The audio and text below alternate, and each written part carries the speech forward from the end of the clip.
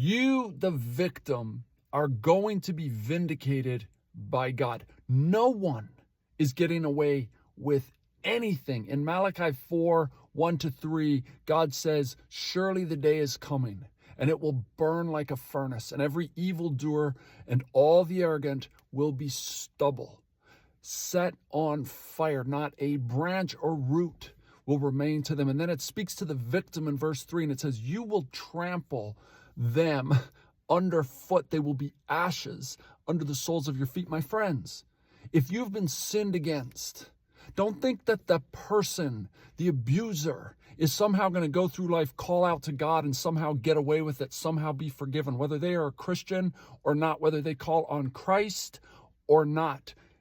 They will be judged. They will be punished.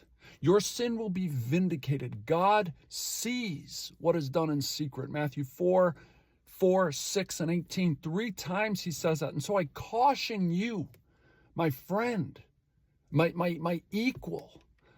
Psalm 94:9, I'm talking to you, the sinner, the abuser. It says, does he who made the eye not see? And it admonishes us, sinful men. God admonishes us to prepare to meet our God, Amos 4:12. He admonishes us that every word we speak, we will be accountable for. Matthew 12:36, every word. Peter tells us that judgment starts with people that call on Christ. It starts with the church. We're not getting away with anything.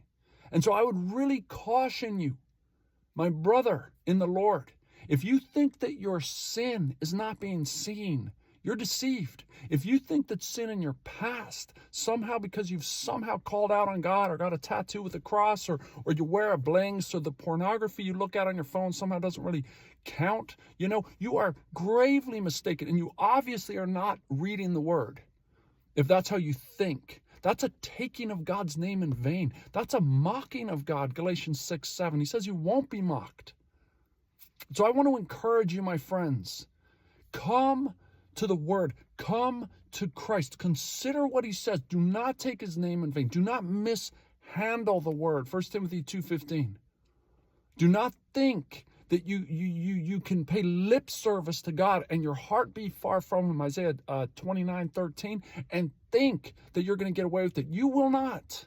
The calling on Jesus is not something to take lightly, and you may be gravely misunderstanding what forgiveness means and judgment means.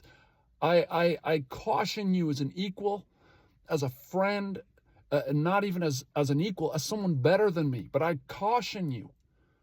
Come to Jesus in sincerity and fall on your knees and read the word and know what it says and get right with God, because we will still be judged.